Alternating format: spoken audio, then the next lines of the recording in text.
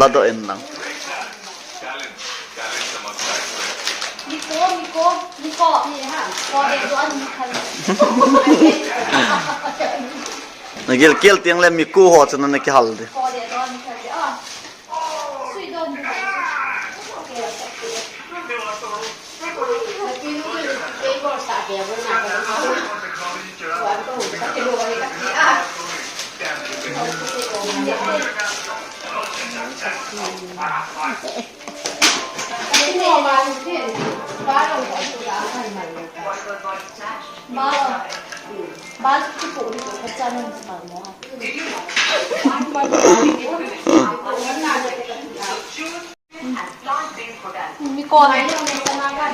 cho he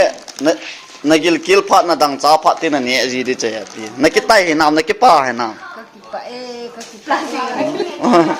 plastic kan sen ke tut ta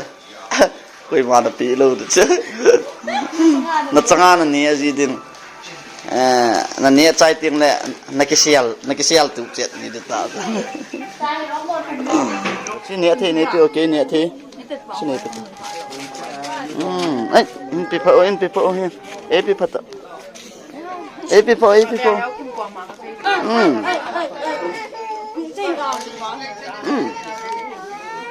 nang ne the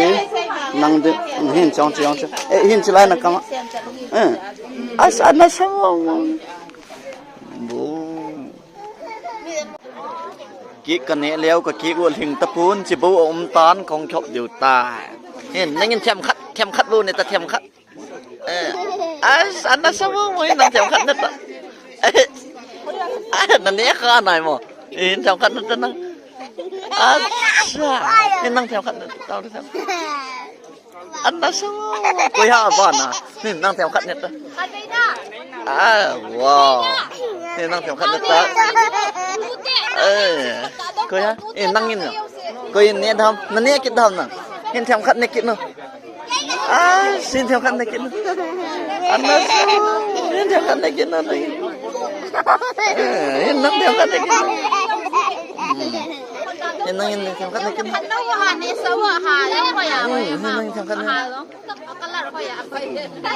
เห็นนั่งเนี่ยใจยังแต่ว้าวเอาไปตาย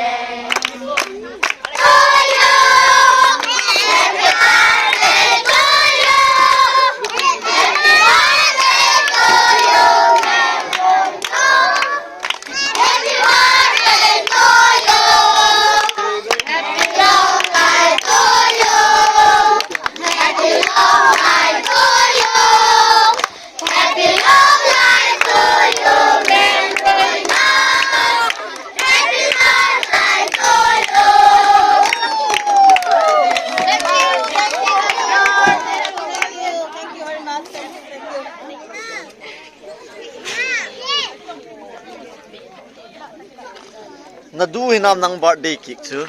nangin du hinam na du nangin na du na nia chai tam nangin an na samo hong na ve chai pai tam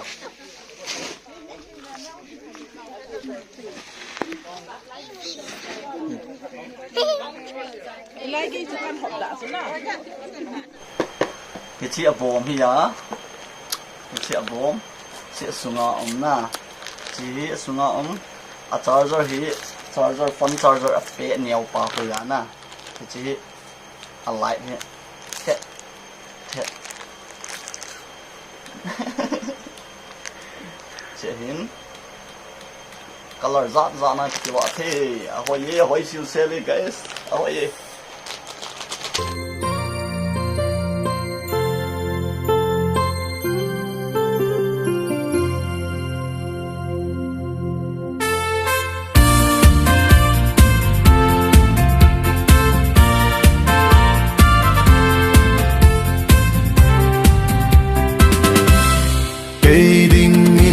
Pakai Atha, cây đinh in aman tamme, cây đinh in alo pi e ken vat suy dinh ding ca dam sunga. Hallelujah, Hallelujah, avat suy na la sang kate. Hallelujah, Hallelujah, aman patinin kay Ada na po.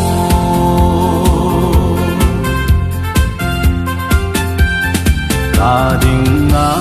apat na ho, gamit tain kamuin, ay patay bu na ho zong, patinin kasim zingi. Hallelujah, Hallelujah,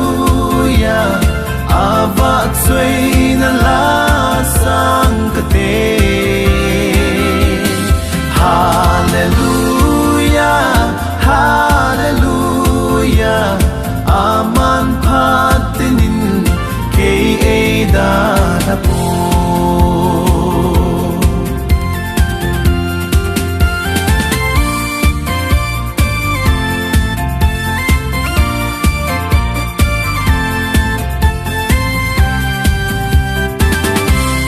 Lung don lung yim na mun na lung mon na sam kim ei pe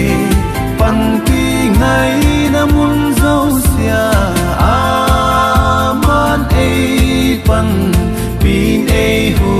zingi. Hallelujah, Hallelujah,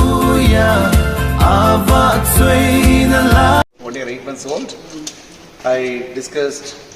and showed the prescription to my daughter, Dr. Diana Jones, and she donated the medicine for 1 year and only this medicine for 6 months because of the expiry date. So after 6 months again we can recoup the balance medicine. So rest of the medicine for 1 year and these are all the basic medicines are there. So this is for the betterment of the child and again they recommend the surgery should be done as early as possible because preferably within 2 years that would be preferably get it done. Thank you.